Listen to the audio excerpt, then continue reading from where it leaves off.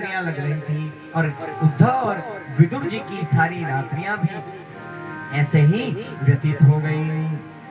और प्रातःकालीन होते ही, सुबह होते ही श्री उद्धव जी बद्रिकाश्रम को गए और विदुर जी मैत्रेय जी के पास पहुंच गए। श्री मैत्रेय जी जहां सप्त ऋषियों ने सप्तधार कर दी, श्री हरिद्वार में बैठे थे, अपनी तपस्या में लीन थे मैत्रेय जी। तब भी फिर विदुर जी मैत्रेय जी के पास पहुंचे। विदुर जी ने मैत्रेय जी को प्रणाम किया। देखिए, सबसे पहले हम कहीं भी जाएं तो एक नियम है कि हमें उसको अभिवादन करना चाहिए। क्या करना चाहिए? प्रणाम करना चाहिए। अभिवादन शीलस्य नित्यं वृद्धोपसेविनः चत्वारि तस्य वर्धन्ते आयुर्विद्या यशो बलम।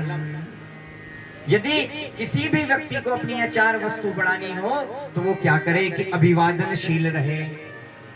क्योंकि नमन्ति फलिनो वृक्षा नमन्ति गुणिनो जना शुष्क वृक्षाश्च मूर्खाश्च न नमन्ति कदाचन। अभिवादन यानी कि हमको झुकना आना चाहिए, छोटा बन के जीवन जीना चाहिए। क्योंकि नमन्ति फलिनो वृक्षा, झुकता वही है जिसमें जान होती है। क्या? झुकता वही है जिसमें जान होती है और अकड़ तो मुर्दे की पहचान होती है। नमन्ति फलिनो वृक्षा, जो फल से भरा हुआ लदा हुआ वृक्ष होता है वो हमेशा नीचे की ओर झुका हुआ होता है। नमन्ति गुणिनो जना, जो गुणवान व्यक्ति है वो हमेशा झुका रहता है। और शुष्क वृक्षाश्च मूर्खाश्च न नमन्ति कदाचन, जो सूखा वृक्ष होता है और जो मूर्ख व्यक्ति होता है वो कभी किसी के आगे झुकता नहीं है। तो अभिवादन आना चाहिए सबसे पहले। विदुर जी ने मैत्रेय जी को जाते ही सीधे ये नहीं कहा कि मुझे आप भागवत जी का ज्ञान दे, उन्होंने सबसे पहले क्या किया? प्रणाम किया। अभिवादन शीलस्य नित्यम, और शील रहना चाहिए। और नित्यम वृद्धोपसेविनः, वृद्ध लोगों का सदा सत्कार करना चाहिए। क्योंकि जो ज्ञान पुस्तकें नहीं देती वह ज्ञान एक वृद्ध दे सकता है हमको। क्योंकि यदि कोई 60 वर्ष का व्यक्ति है तो वो अपने अनुभव से 10 मिनट की वार्ता के अंदर आपको 60 वर्ष का अनुभव दे सकता है। इसलिए हमेशा संगति कैसी करो? समकक्ष संगति नहीं करनी चाहिए कभी भी। अपने बराबर के लोगों से कभी भी संगति नहीं करनी चाहिए। ये मेरा एक अनुभव भी है और मेरे को गुरुजनों ने ये सिखाया भी है। अपने साथ वाले व्यक्ति की कभी संगति नहीं करनी चाहिए, अपने से सदा बड़े व्यक्ति की संगति करनी चाहिए। क्योंकि बड़े व्यक्ति अगर आपके ऊपर होंगे तो वो आपको मार्गदर्शन करेंगे, जहां आप गलत हो गए आपको बात विचार बताएंगे। और उन्होंने जितना बड़ा जीवन जिया है उस जिए हुए जीवन का वह आपको सार तत्व प्रदान करेंगे। इसलिए संगति हमेशा अपने से बड़े लोगों, अपने से अच्छे लोगों की, अपने से ज्येष्ठ श्रेष्ठ लोगों की करनी चाहिए। तो वृद्ध लोगों की जो सेवा करता है उसको आयुर्विद्या यश और बल, यदि किसी व्यक्ति को अपनी आयु बढ़ानी है, यश बढ़ाना है, बल बढ़ाना है, तो उसको किसकी संगति करनी? उसको क्या करना चाहिए? अभिवादन और वृद्धों की सेवा। कभी भी अपने समकक्ष व्यक्ति का संग नहीं करना चाहिए। क्योंकि समकक्ष व्यक्ति को उतनी अकल होगी जितनी हमको होगी। इस धरती से उपजा हुआ एक कवित्व मुझे याद आता है। इस महान धरती से एक कवि उभरे जिनकी असारे खलु संसारे कवि एकः प्रजापति। साहित्य दर्पण में लिखा है कि असारे खलु संसारे कवि एकः प्रजापति। एक तो ब्रह्मा जी सृष्टि करते हैं, ब्रह्मा जी तो वो सृष्टि करते हैं जो संभव होती है, लेकिन कवि क्या सृष्टि करते हैं?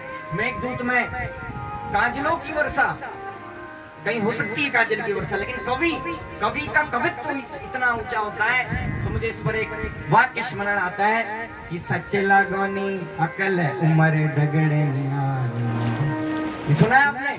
मैं इतना ही सुना, ज्यादा नहीं। बोलिए प्रेम से और प्रेम से।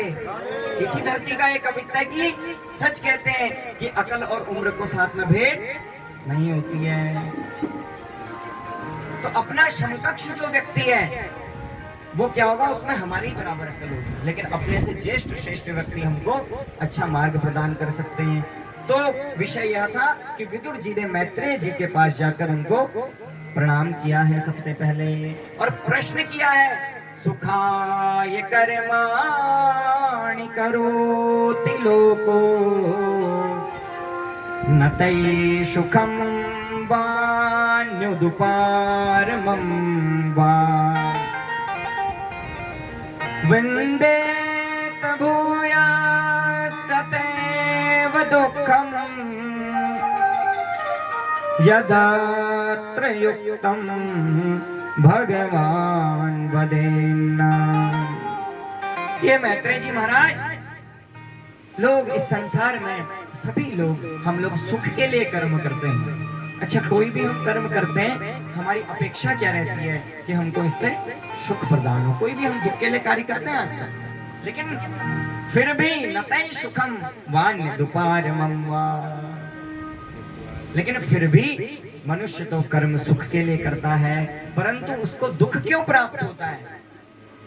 हमने एक वाहन लिया, किसके लिए, कि सुख के लिए, हमको सुख मिले, लेकिन कुछ दूर जाके हमारा उससे दुर्घटनाग्रस्त हो गया तो हमको दुख भी मिला, लेकिन हमने दुख के लिए तो वाहन नहीं लिया था। तो फिर इसका उत्तर देते हुए श्री मैत्रेय जी कहते हैं कि सेयं भगवतो माया यन्नयेन विरुध्यते, कि यही तो भगवान की माया है। माया को कैसे समझा जाए, माया को छाया के साथ रखकर समझा जाए। जिस प्रकार दिखती हमारी छाया भी हमको है, लेकिन छाया का कोई अस्तित्व नहीं होता है। जिस प्रकार एक दीपक जलता है, एकादश स्कंद में उदाहरण आता है श्रीमद् भागवत जी के, कि जिस प्रकार एक दीपक जलता है, लेकिन जलता दीपक नहीं है, जलती रुई नहीं है, जलता कौन है, तरल पदार्थ, घी या तेल जलता है। हमको लगता है क्या जल रहा है, दीपक जल रहा है। उसी प्रकार जब तक ये कर्म रूपी बत्ती और वासना रूपी तेल जलता रहेगा, तब तक जीवात्मा है, तब तक दिखता है यह सब, फिर पर ब्रह्म में यह लीन हो जाता है। यही मुख्य माया है। जो दिखता है वह है नहीं, वही क्या है, माया है। जिस प्रकार हमारी छाया हमारे आगे चलती है, लेकिन छाया हमको कभी भी पकड़ में नहीं आती है, उसी प्रकार यह सब है। और मैत्रेय जी ने कहा, अश्लेष संक्लेश शमम विधत्ते गुणानुवाद श्रवणम मुरारे। विदुर जी ने ज्ञान लिया और अब हस्तिनापुर की ओर लौट गए। हस्तिनापुर की ओर पुनः क्यों लौटे, वो तो एक बार आ गए थे, लेकिन बड़े भाई के उद्धार हेतु, धृतराष्ट्र के उद्धार हेतु विदुर जी को वापस लौटना पड़ा। भवद्विधा भागवता तीर्थ भूता स्वयं विभो तीर्थ कुर्वन्ति तीर्थानि स्वान्तस्थेन गदाभृतः। धृतराष्ट्र को उन्होंने सारा वेद वेदांत का, सांख्य का आदि ज्ञान दिया और कहा, है धृतराष्ट्र तुम इनके टुकड़ों पे पल रहे हो। तो धृतराष्ट्र कह रहे, मेरा पुत्र मेरा पुत्र। उन्होंने कहा, अरे कोई तुम्हारा कोई पुत्र नहीं है, सब तुम एक स्वानवत ग्रह द्वारपालवत तुम पल रहे हो।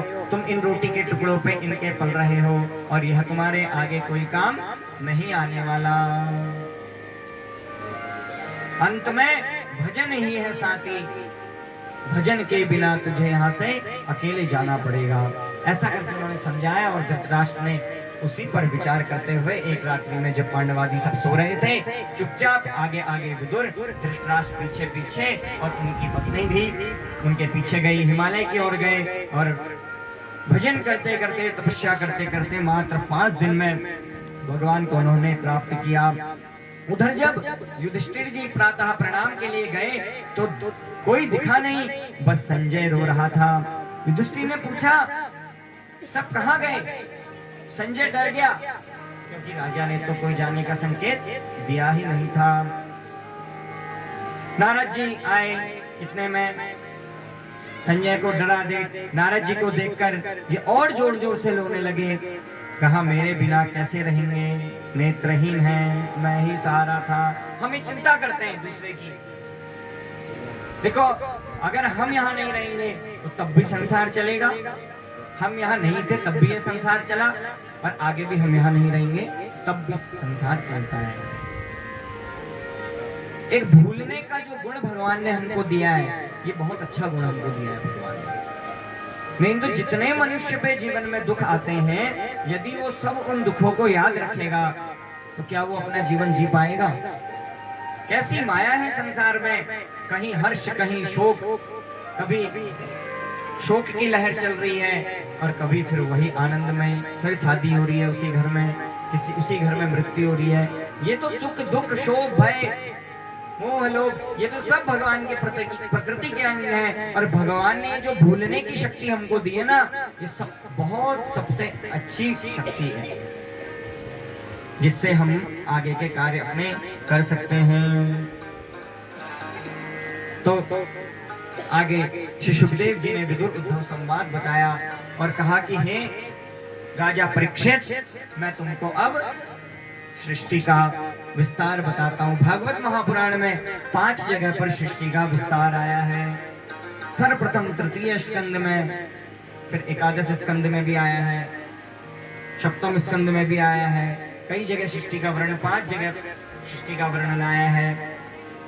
तृतीय स्कंद में सृष्टि का वर्णन करते हुए कहते हैं, राजन पहले आप सृष्टि के वर्णन से पहले, सृष्टि के विस्तार से पहले यह समझो कि सृष्टि का प्रलय कैसे होता है। तो बोले कि सृष्टि का प्रलय कैसे होता है? सर्वप्रथम जब सृष्टि का प्रलय होने वाला होगा, कलयुग का अंतिम चरण होगा। अभी कौन सा चरण चल रहा है कलयुग का? कलयुगे, संकल्प में सुबह बोलते हैं कलयुगे कलि प्रथम चरण है। कौन सा चरण है ये? प्रथम चरण चल रहा है अभी। तो जब चतुर्थ चरण आएगा और अंत होगा इस धराधाम का, तब क्या होगा? सर्वप्रथम यहाँ अन्न नहीं होगा बिल्कुल भी,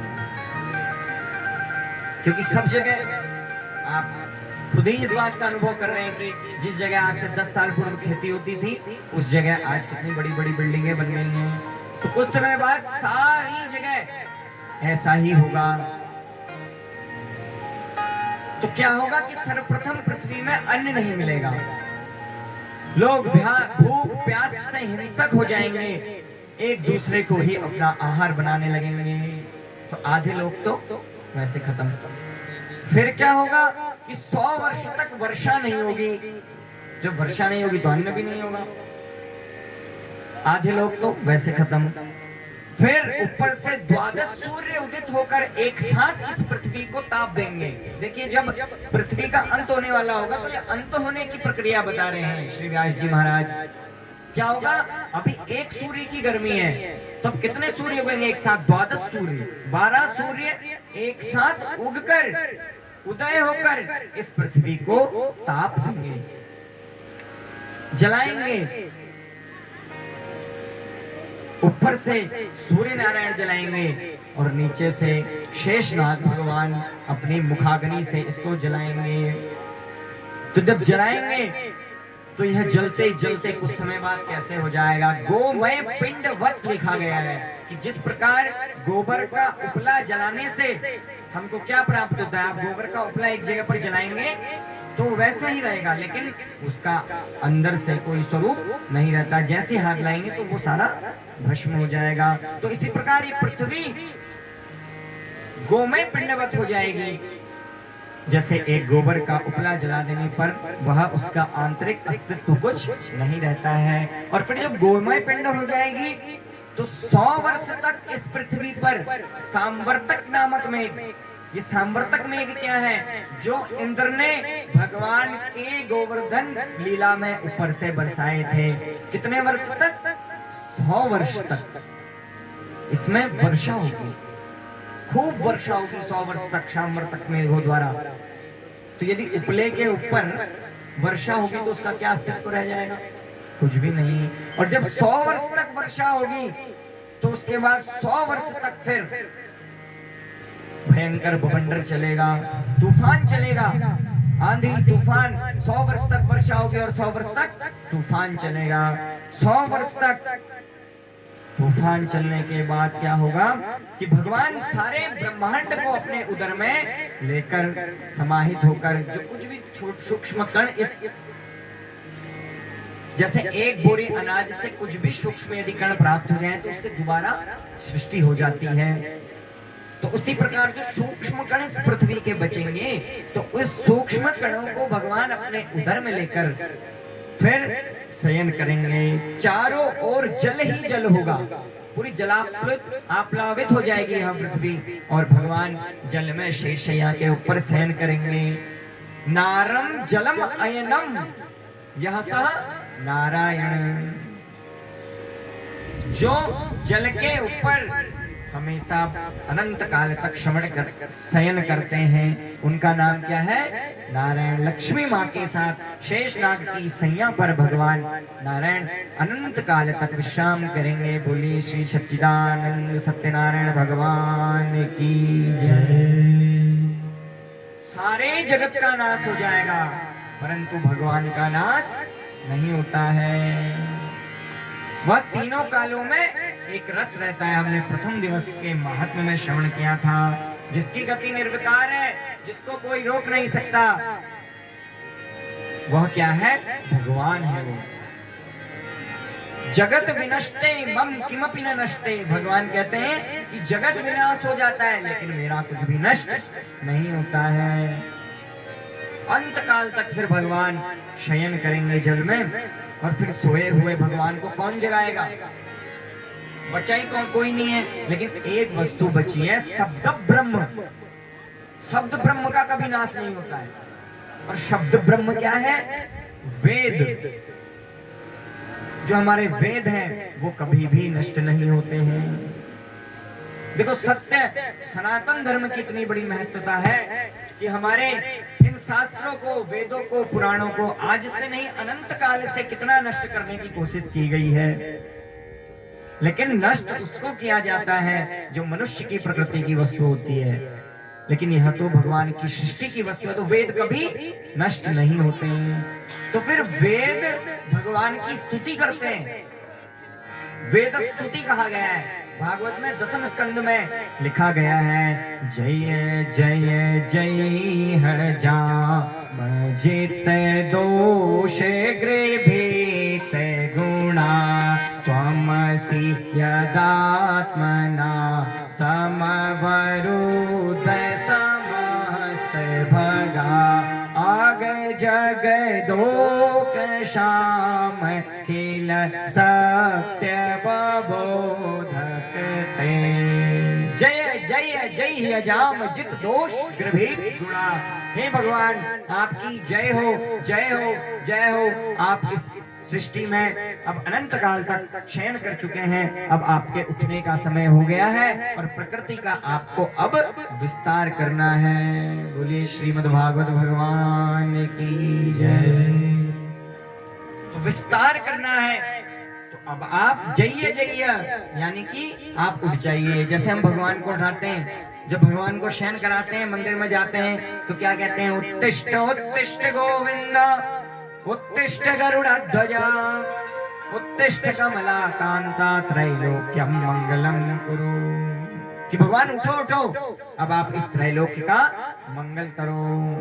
तो फिर भगवान जागते हैं और देखते हैं क्या? उदप्लुतम जगत। यह जगत जो है, जगत में क्या है? पानी ही पानी है। फिर एको अहम बहुश्यामा, मैं एक से अनेक होना चाहता हूं,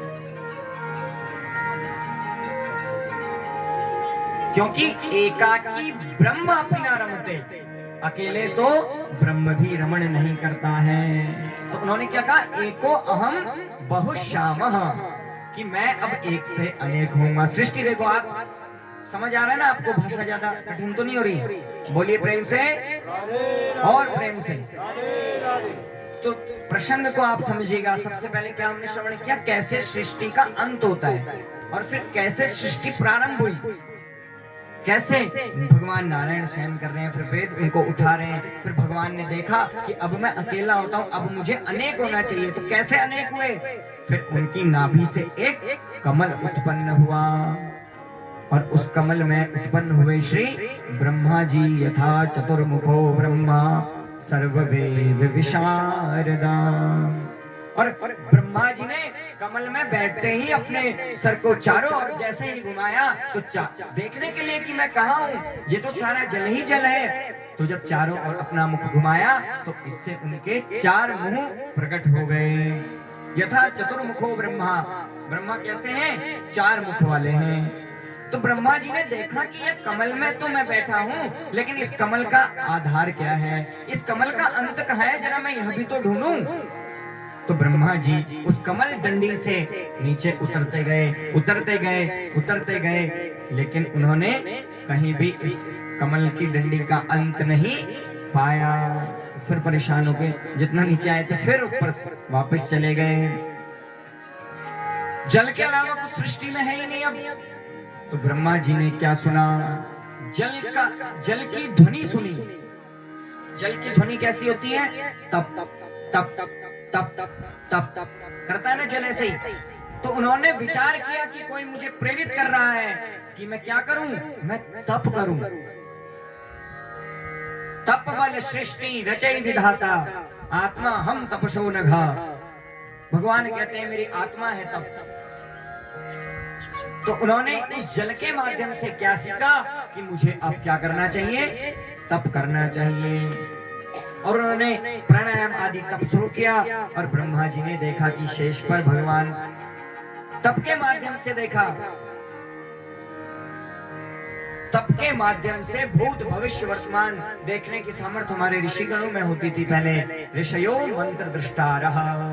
तो उसी प्रकार ब्रह्मा जी ने देखा कि शेष शयन पर भगवान श्रवण कर रहे हैं, शेष शैया पर भगवान माँ लक्ष्मी जी के साथ शयन कर रहे हैं। तो ब्रह्मा जी ने सुंदर 25 श्लोकों में भगवान की स्तुति की और कहा, ब्रह्मा जी ने कहा प्रभु मैं आपको जान गया, लेकिन बहुत देर में जाना।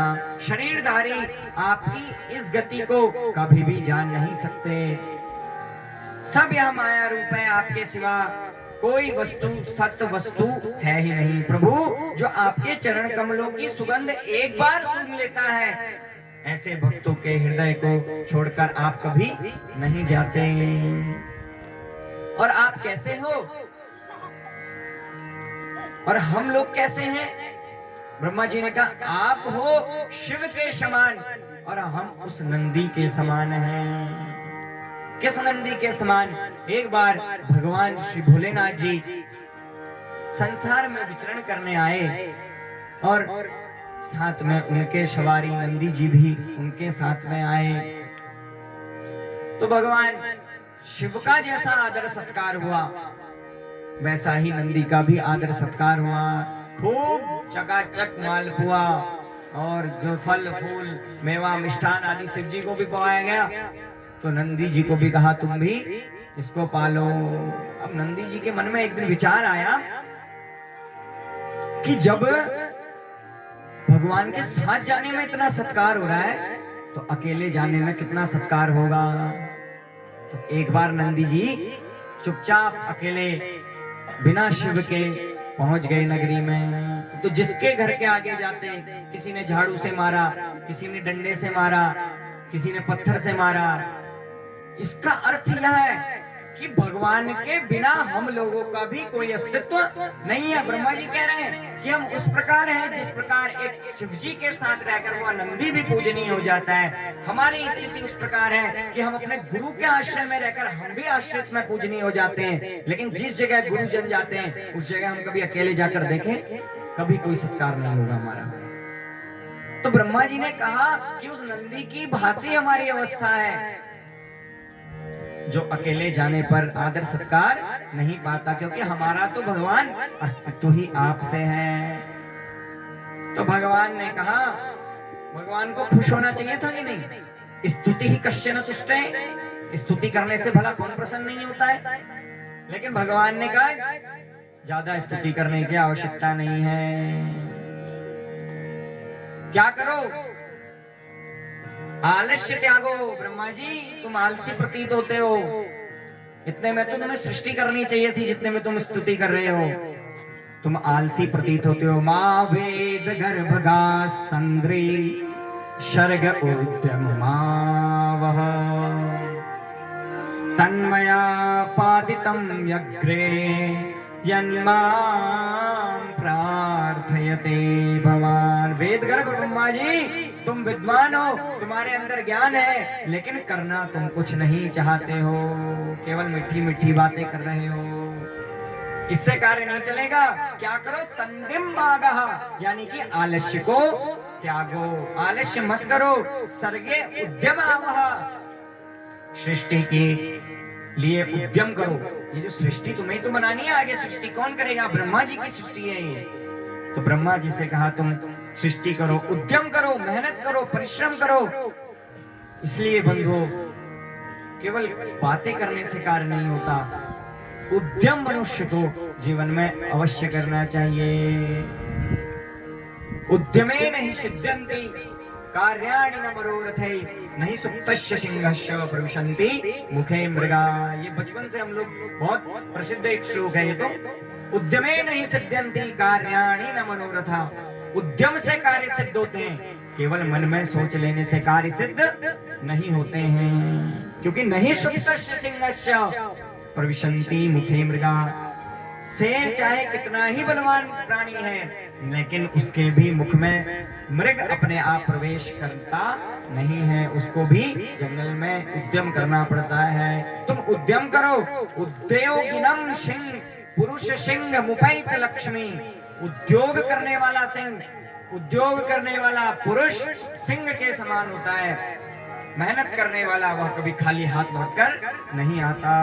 क्योंकि उद्यमं नास्ति दारिद्र्यं जपतो नास्ति पातकं मौनेन कलहो नास्ति नास्ति जागरिते भयम्। उद्यमे नास्ति दारिद्र्यम, जो व्यक्ति उद्यम करता है उसके पास कभी दरिद्रता नहीं आती है। जो व्यक्ति जप करता है उसका कभी अपने स्थान से पतन नहीं होता है। और मौनेन कलहो नास्ति, ये तो बहुत विशेष चीज है, इसको सूत्र बना के ले जाना। मौनेन कलहो नास्ति, यदि कभी घर में झगड़ा हो तो क्या करना? मौनेन, मौन धारण कर लेना महाराज। मौनेन कलहो नास्ति, मौन धारण करने से कभी भी कलह नहीं होता है।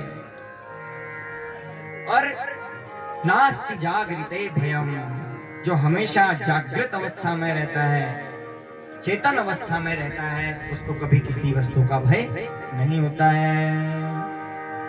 उठ जाग मुसाफिर भोर भई,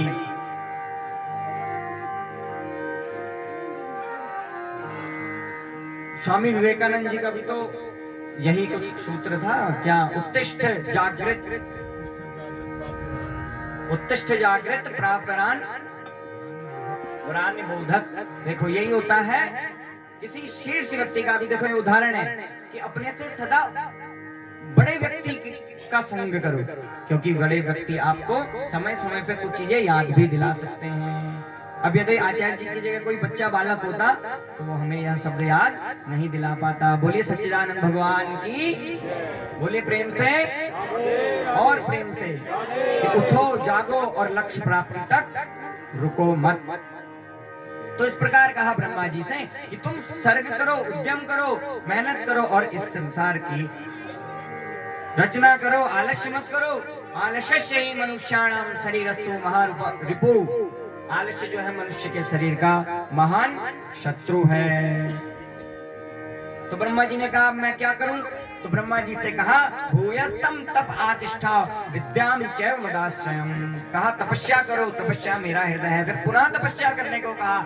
एक बार तपस्या भगवान को पाने के लिए की और दूसरी बार भगवान ने तपस्या सृष्टि की रचना के लिए की।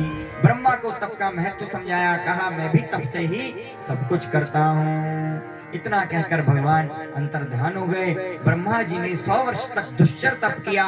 उन्होंने पद्मकोश में बैठकर 14 भुवन बनाए। भूः भुवः स्वः महा जना तपः सत्यम